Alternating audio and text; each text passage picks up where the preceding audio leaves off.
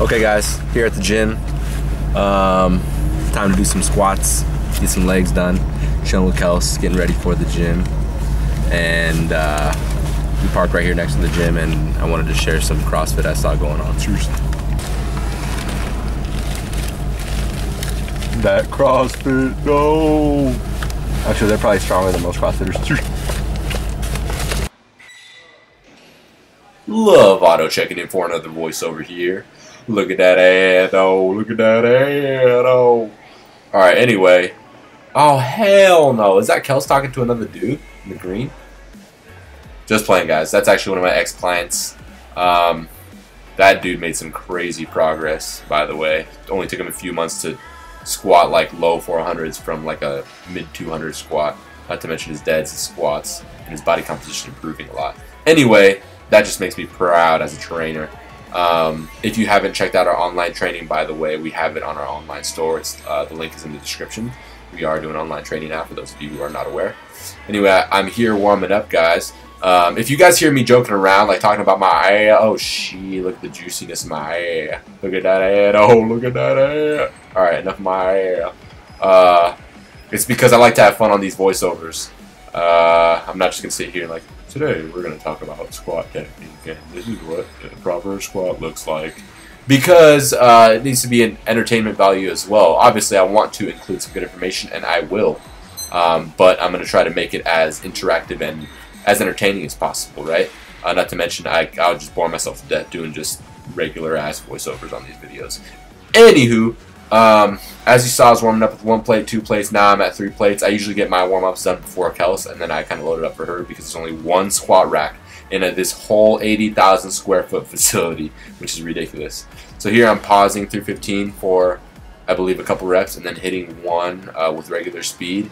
And honestly, this day, guys, I was supposed to be going for heavy squats, and with this set, as well as my last warm-up set, which is coming right after this one, was honestly a clear indicator that everything was feeling much, much heavier than it should. So this set was 385, I want to say, and I was just going for 1 single to feel it out. And actually today, this is the day I was supposed to go for heavy doubles. So I was going to do a few 2 to 3 heavy doubles, meaning 2 to 3 sets of 2 at a weight of what was supposed to be around 440. This 1 single rep at 385 felt way off balance, way harder than it should. So this was a clear indication that, you know what, I'm not going to push anywhere near the weight I'm supposed to, and I'm just going to do sets of 3 to 4 with something a lot lighter and really just kind of not let my ego take over. So you'll see my working sets after Kels's warm-up sets here. Here we have Kels. This is the first day having her. This is the first day of having her widen her stance a little bit, because as you saw in the past squat video, her femurs are longer than usual, meaning from her knee to her hip is longer in proportion to her body than other parts. So if that's the case for you, I recommend you take this advice as well. Usually the wider the stance for a long femur individual, the better.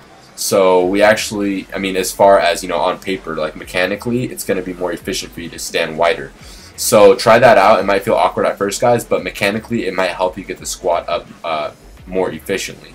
So this is her feeling it out on a much wider, or considerably wider stance than what she used to have for her low bar squat. And actually, it looks a lot better, as you guys can see here. Alright, enough of that gushy. Things to improve on, man. Look at her strong. Look at her strong. Look at her. Look at her depth here, and you'll notice that she is going as far as her hamstrings allow her to go, but unfortunately the flexibility is not allowing her to hit full depth, which is having the crease in the hip a little bit lower than the kneecap. Basically, if you guys are having the same problem, the solution, generally speaking, is to loosen up the posterior chain muscles in the legs, meaning your glutes, your hamstrings, your calves, and even your Achilles tendon. Foam roll those a little bit more extensively before your squat workout, and that will increase the flexibility so that you can sink it deeper.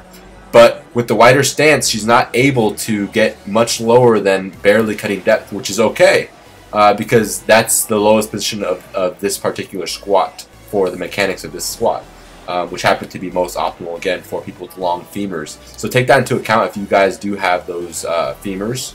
If not, it could still benefit you, but it will definitely benefit people with longer femurs predominantly.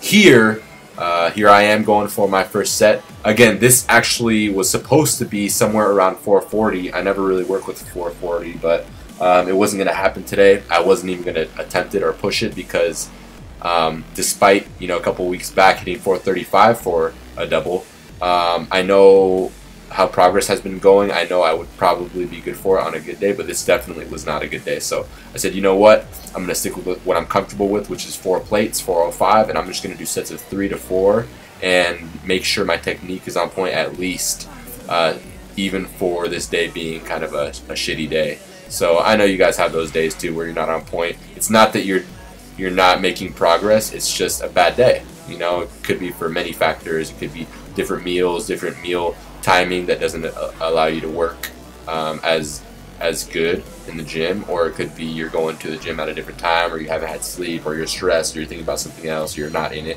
Whatever factor, it happens, and it's just part of the game, so don't think you're going to hit a PR every single workout. But yeah, today was one of those days, you know. I was even, you know, working with sets of 6 for 405 on my last squat day, but today was just literally techniquing with 405 for 3 to 4. So I decided to do one more set. This is Kels doing her first working set. I don't like how okay, it looks kind of like a Lane Norton squat. If you guys have seen Lane Norton squat, he kind of it is kind of a good morning on the way up, which in my opinion it should not be that way in order to optimize safety. She didn't hurt herself, luckily, but honestly I think it all ties down to intra-abdominal pressure, or IAP, making sure that the pressure in your midsection is tight enough to neutralize the spine, and not only neutralize the spine but be able to synchronize the point at which your knees lock out and your hips lock out, which renders a perfect squat. I know it's a lot to think of. I know those of you guys who used to ditch school have a hard time catching on to complex explanations, so I'm sorry for you. Go back to school. Alright, not serious. Anyway, yeah, it's a lot to swallow there, so I'll let you guys think about that one. Rewind it, listen to it, but all of that makes for a good squat. And she will be working on it. I've told her what she needs to improve. Here again, I don't think my technique is off. I just had a really bad day today. I believe this is my last set that I did here. I think I was working with maybe 4 since last set was 3, and I felt like, okay, I'll go for 4 this time. I know I'm good for more, but I just wanted to really nail the technique because my strength was simply not there this day. I don't know why. I felt like it would be, but you know, once you load the weight on your back and once you feel it out, you definitely know what you're good for, and today I wasn't good for anything better. I'm happy with the technique though, so we'll see if I can climb back up and start to hit some heavier weights sometime soon. Fingers crossed, you know, we'll see. If there's anything that I could improve on my squats, I guess it would be sometimes I crank my neck back a little bit, which doesn't keep the spine neutral at the top.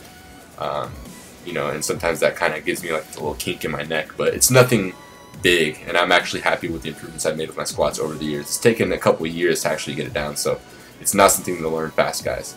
This is Kels's last, I believe, last squat working set. She was really in it mentally here, as you can see. She's neutral. She's really keeping that intra-abdominal pressure tight, which is what I recommend for everybody to do. And what that does is it neutralizes her spine. It keeps her torso completely straight, like a straight line, not arched, but a straight line, so that the spine is safe. And she has it tight enough in her midsection that it's actually helping her synchronize the point at which her knees lock out and her hips lock out, so that they both happen at the same time. So that you're not seeing a good morning and you're not really, you know, working the back instead of everything together how you should. Predominantly the legs, of course. So I was really happy with this set. I actually approached her after this set, gave her some props for it. I don't know if it's on the video, but I do remember this. That shirt says Lovato though, so how can you not love it? You see me in the back of the mirror, I'm actually recording, and I have these little visual cues that I give her in the mirror if she needs to focus on something, since she has her headphones on and she doesn't necessarily hear me. If I get excited, I yell at her. I tell her, come on, you know, push it one more, whatever helps you get through it. But definitely I was very happy with this set in comparison to the other working sets. Yeah, she's making progress, man. On to some calves though. My gym, believe it or not, guys, again, like I said, there's 80,000 square feet in this gym, and I do have a couple major complaints. One is that we have one actual squat rack in the entire gym, which is crazy to me. I like the bars. I like a lot of things about the gym. You know, the fact that we have round plates, the atmosphere. It's pretty solid, and you know, they don't complain about deadlifting, things like that. But we have one squat rack, and you can see it in the background if you look past Kels here. And I think it's so stupid considering some of the other strong model face checking in. Look at that gun show though. That's my off-season arms, guys. Holding the chub, but not looking too bad. Not looking too bad. Arms have never been a strong point of mine, so I ain't even mad at that though. Anyway, back on topic, that squat rack is the only one, and then we have that kind of half-assed squat rack that's right next to it, which I don't like. It doesn't have, you know, the safety pins. It's not like a cage that you squat in. So I believe we need that. I believe we also need a calf machine, because as you can see, this is another main thing. We only have one standing calf machine, which I think that guy in the dark blue is on, and I don't know why we don't have anything else. You know, the leg press is another option, but that's not specifically a calf machine, and the seated calf machine is another option. Oh, hold on, let me just fix my junk here. As I was saying, I don't like the seated calf machine because it doesn't target my calf how I think it should as a specific calf machine. And the standing calf machine that you see the guy in the blue here using, it puts a lot of compression on my lower back, and I'm sure you guys feel the same way about standing calf machines. I really like the donkey raise calf machine, so I hope we can get one of those and more squat racks. Well, if we're both oh, the famous zoom in. Oh, we got the free havens on though. Wow. for sure, okay. Done with leg day, guys. My music's probably pretty loud for my headphones.